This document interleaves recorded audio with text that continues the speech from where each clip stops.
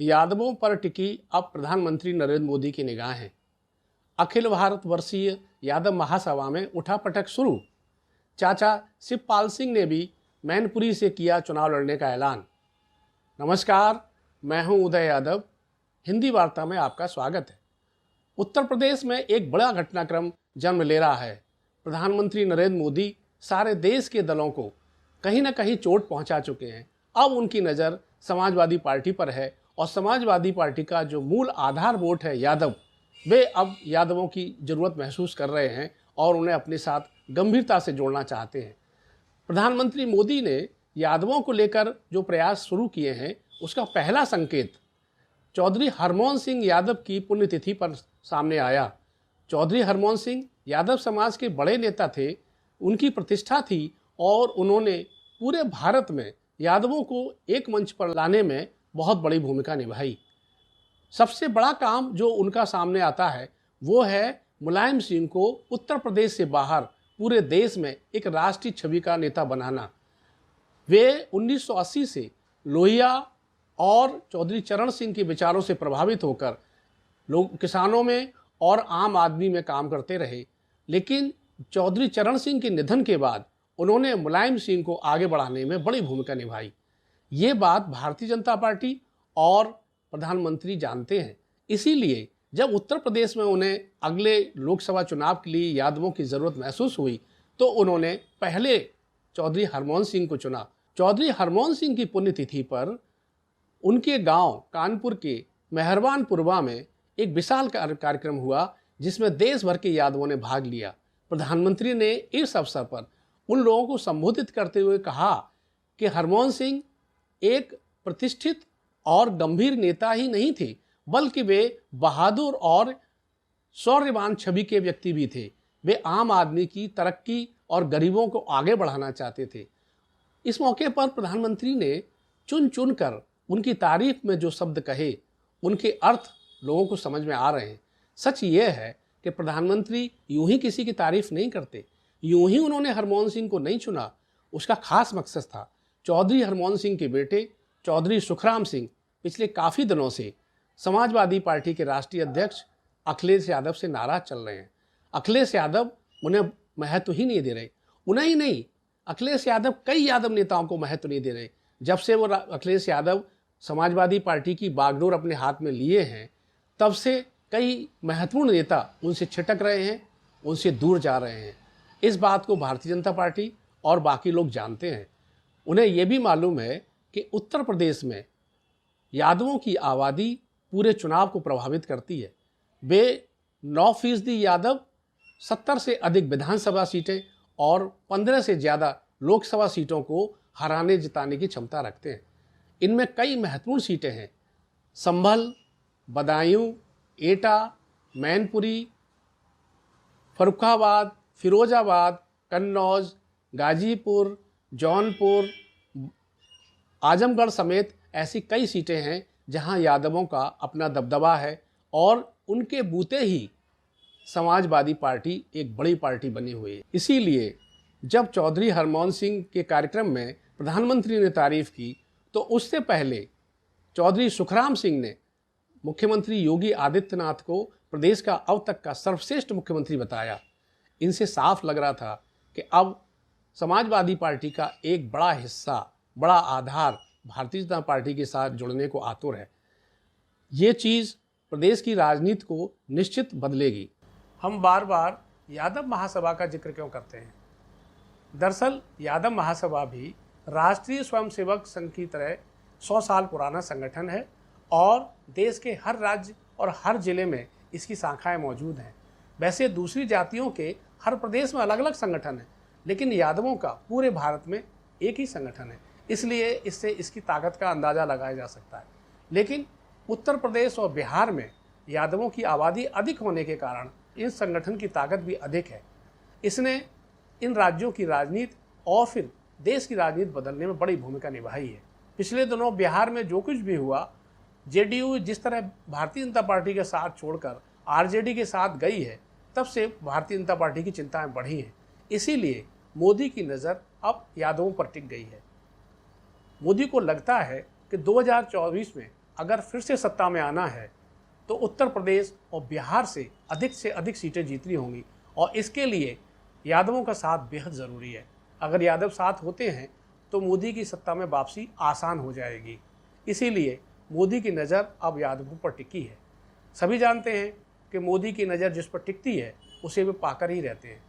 इसीलिए जब उनका पहला रुख सामने आया तो वो चौधरी हरमोहन सिंह यादव की पुण्यतिथि की घटना थी। मोदी की नज़र जब यादव महासभा पर टिकी तो उसका परिणाम भी तुरंत ही सामने आया।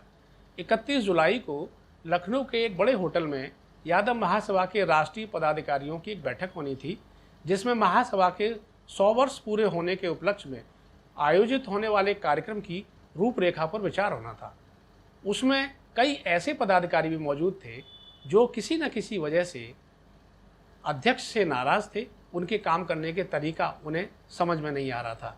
इसमें उत्तर प्रदेश और मध्य प्रदेश के अध्यक्षों को हटाए जाने का मामला भी था।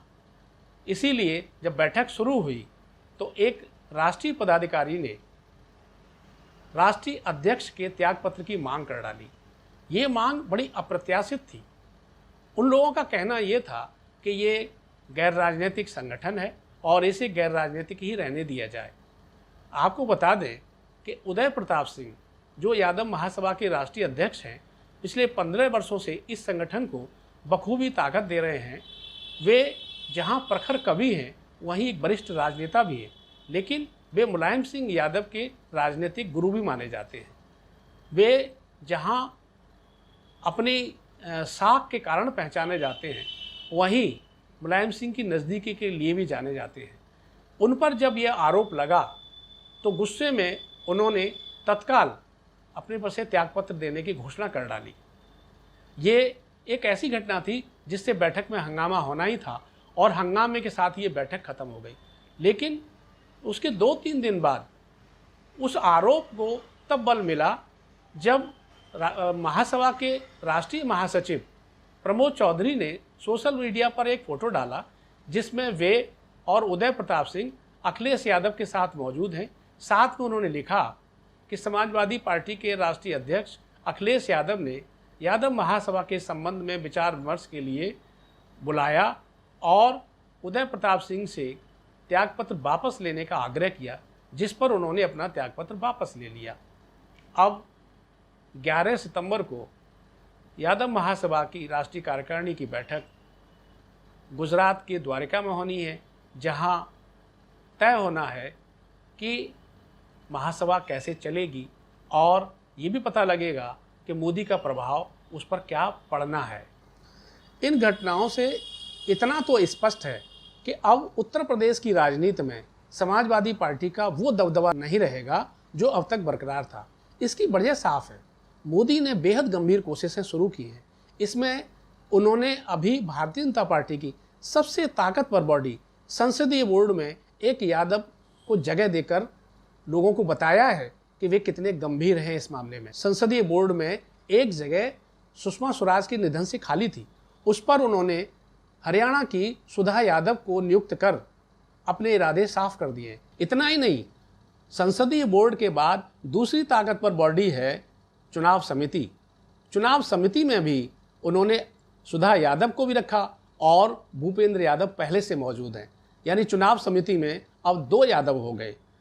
इससे पहले उत्तर प्रदेश में सभी जानते हैं कि जहां संगीता यादव को राज्यसभा भेजा और 3 लोगों को विधान परिषद में उतारा, इसके बाद आजमगढ़ उपचुनाव में दिनेश यादव निरहुआ को जिताकर लोकसभा भेजा।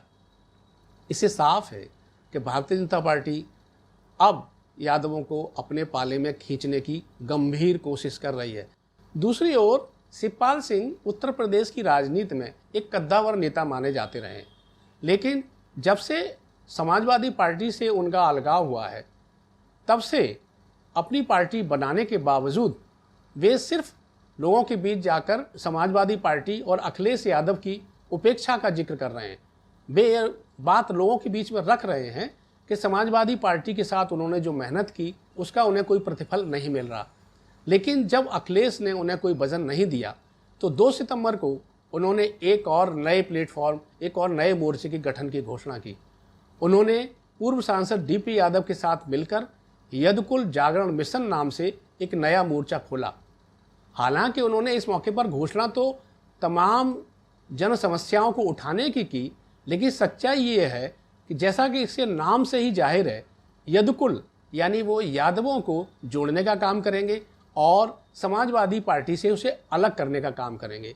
वे सिर्फ इतना ही नहीं करेंगे, सभी जानते हैं कि प्रदेश के लगभग हर हिस्से में कई यादव महत्वपूर्ण नेता शिवपाल सिंह से जुड़े हैं और जुड़ने की वजह भी सिर्फ यही है कि अखिलेश यादव किसी को समय नहीं देते। लोगों की शिकायत है कि वो उनसे मिलते नहीं।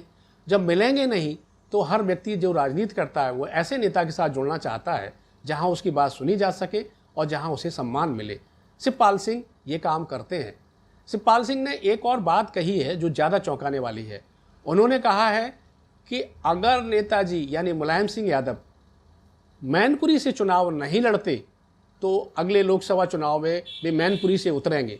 मैनपुरी समाजवादी पार्टी का गढ़ मानी जाती है, सबसे मजबूत सीट मानी जाती है और वहाँ से शिवपाल सिंह के चुनाव लड़ने के ऐलान से साफ जाहिर है कि अखिलेश यादव की एक मुश्किल ये भी होगी।